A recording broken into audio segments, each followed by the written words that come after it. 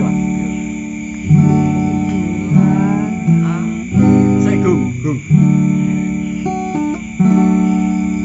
Inilah akhirnya harus ku akhiri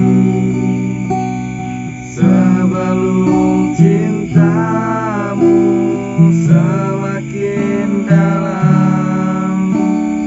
Maafkan diriku memilih setia walaupun ku tahu cintamu lebih besar darinya. Besar darinya. Wis tak rekod lho Mas. Ngawur. Tak Rekor rekod. ora itu. Wis Yang tenan. ngucing bener-bener ke center di record. Lah yo men.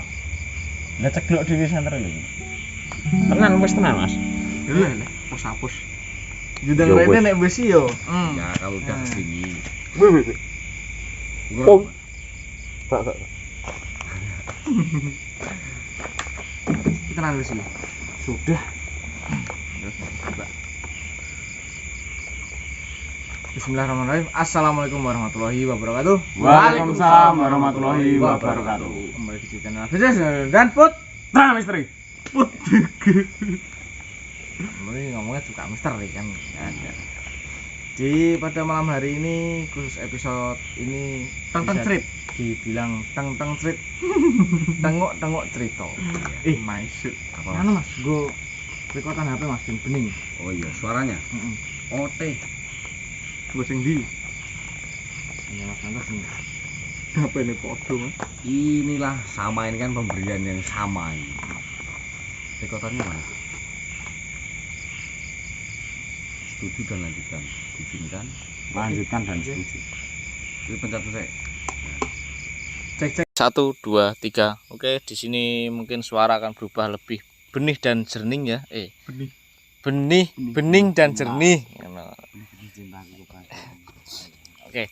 Pada malam hari ini Mas Cuka dan Mas Tri itu jatuh sakit. Kok bisa bergantian gitu ya Mas yo? Ya, karena musim. Musim ya? Ya, musimnya. Walah. Aku tadi berkerokan Mas. Mas juga habis kerokan dan Mas Yanto juga belum begitu fit sebenarnya ya. Ya, heeh. Makanya sekarang kita nggak bisa explore dulu. Sekarang saya juga sehat. Saya juga sehat dan ya mungkin agak capek tadi siang baru sampai dari Dari mana, Kudus ya. Hah? Dari Kudus. Ngapain? Ada sesuatu keperluan Mas.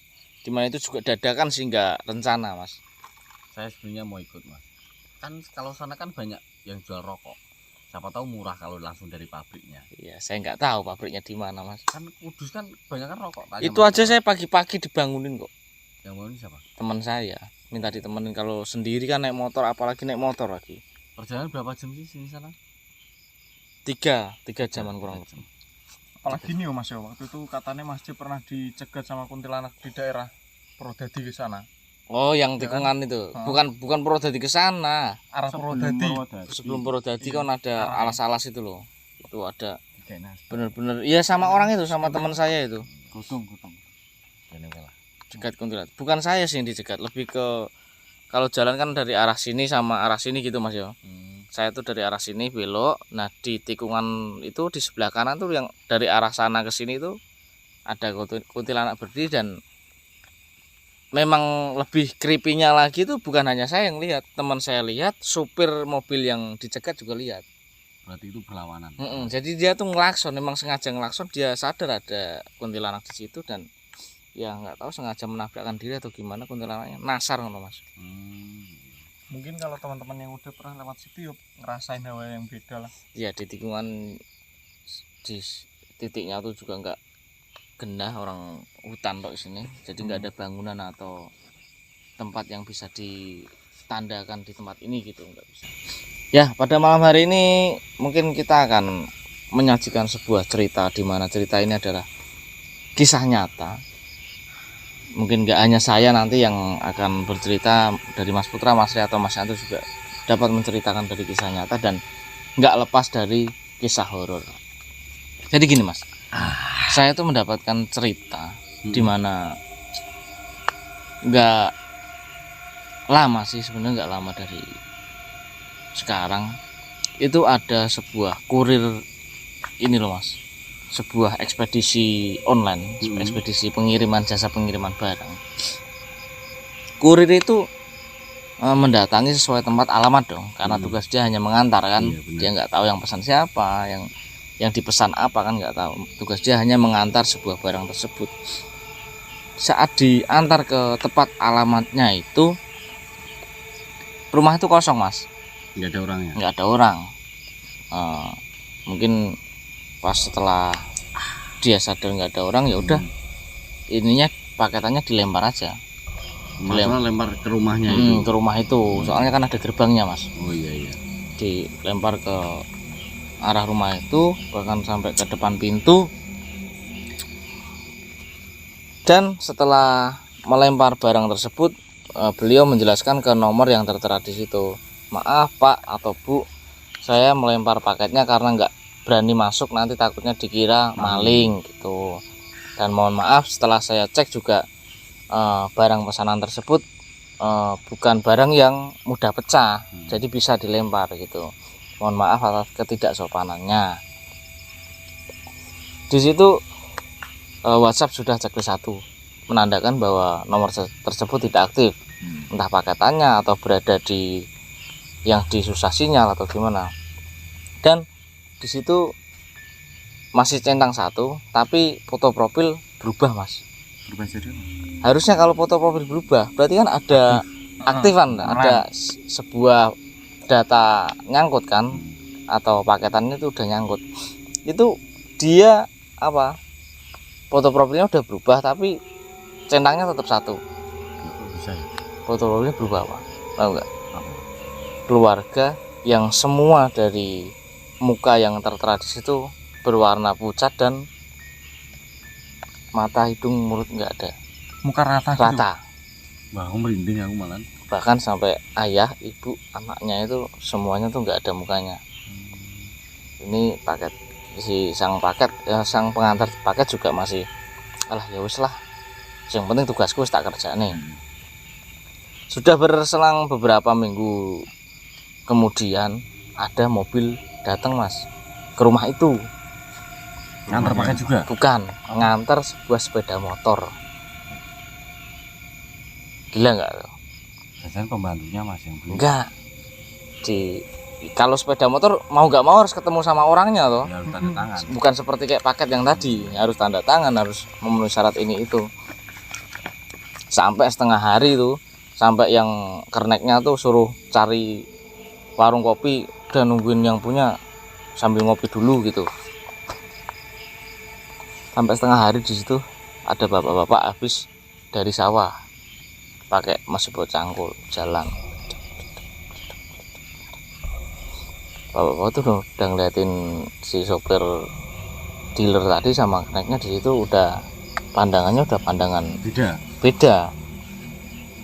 Beranikan diri lah si sopir nanya, tak teko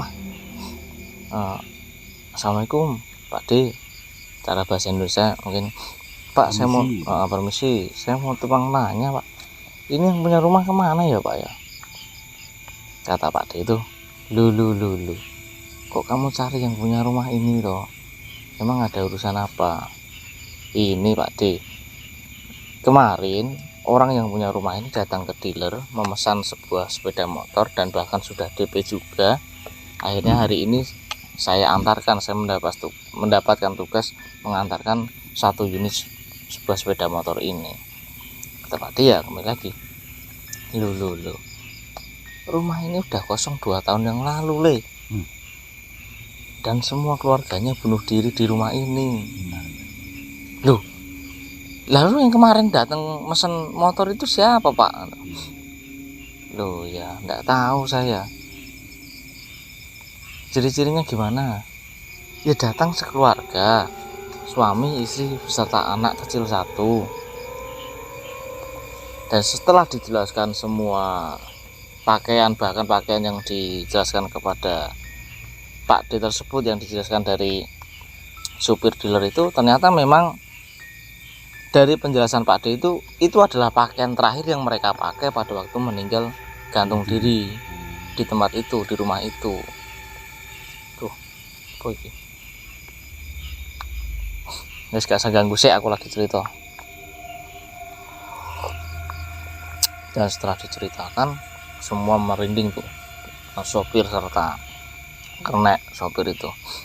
Lah terus ini gimana Pak Di? Ya sudah, kamu bawa kembali aja, sampaikan kepada bosmu atau atasanmu bahwa yang punya rumah sudah meninggal, yang memesan sudah meninggal. Sampai di dealer, bosnya marah-marah. Ini siapa yang menerima DP motor ini gitu. Ya tidak lain tidak bukan ya yang dimaksud yang rumah itu, yang pemesan yang tadi itu. Siapa yang menerima DP ini? Saya Pak, sebagai sales. Yang salesnya saya Pak. Ini bagaimana orang DP daun semua kok kamu terima gitu. Loh, saya nggak tahu Pak, waktu ngasih DP juga uang kok sekian gitu. Bahkan ada kwitansinya di sini tertera sekian juta gitu. Apaan ini uang daun kayak gini kok kamu terima? Akhirnya semua yang terlibat itu dipecat dan nggak lama di situ sopir datang dari lokasi menjelaskan semua. Kok bisa terjadi seperti ini? Rumah kosong kok bisa mesan motor, bahkan bisa sampai DP. Akhirnya si bos nggak percaya, mendatangilah rumah tersebut. Si bos masih dengan keadaan amarah, membuka gerbang, nekat membuka gerbang, bahkan gerbang di situ sebenarnya dikunci. Dia di owek-owek di apa namanya, di gimana sih Mas? Paksa gitu. Dipaksa. Akhirnya terbongkar di situ. Dia dobrak isi rumah tersebut dan mendapati ada lukisan yang udah kusut, udah apa sih? Debu. Udah banyak debu, sawang gitu, udah kusam kayak gitu. Bahkan dia masih dengan keadaan amarah itu bos itu membuka semua ruangan, pintu kamar pun dibuka, didobrak, nggak ada orang satupun di situ karena rumah itu memang sudah kosong 2 tahun yang lalu. Ya nggak lama si bos kesurupan. Kesurupan yang itu. Iya, yang punya rumah. Yang punya rumah itu ngekek bahwa dia menjelaskan semuanya. Saya masih ingin hidup di dunia, tapi apalah daya, karena sebuah permasalahan yang tidak bisa saya terima, akhirnya saya membunuh istri dan anak saya dan kemudian saya gantung, dan setelah itu saya menggantungkan diri. Sebenarnya anak dan istrinya itu dia yang bunuh, dan setelah itu digantung.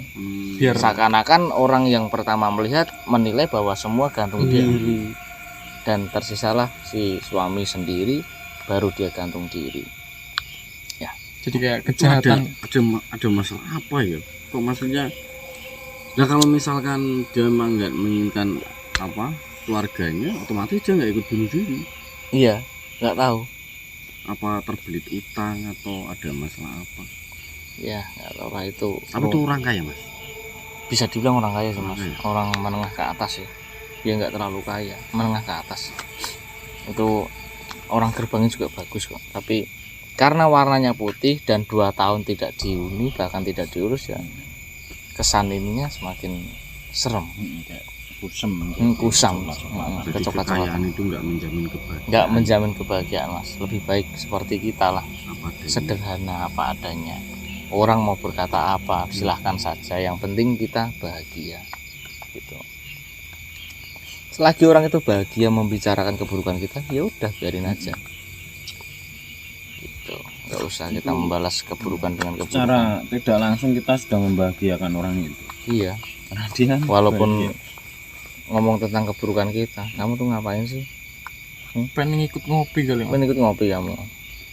Lelep-lelep. Walang. Malang apa masih? Malang kecek. Malang kecek. Kecek. Bangus. Apa sih? Orang Cuman lah itu nggak bisa. Ki opo neh iki? Bang, Sana nyawa nang kene. ya itulah kisah dari keluarga si pemesan paketan dan motor, bisa dibilang gitu. iya. Berarti memang kasus seperti itu memang banyak terjadi. Yang kayak yang kemarin saya ceritakan, bapak saya dapat uang dari dagang bakso ya bakso Nah. taunya sampai rumah juga jadi berubah bunga daun Ya, itu bunga. emang ada sih, emang nyata sih kejadian kayak gitu. Bahkan banyak juga kejadian mistis lainnya. Mungkin salah satu dari kalian juga mengalami hal mistis yang kurang lebihnya serupa, jadi bisa nanti dituliskan di komentar, nanti siapa tahu bisa saya ceritakan di episode selanjutnya.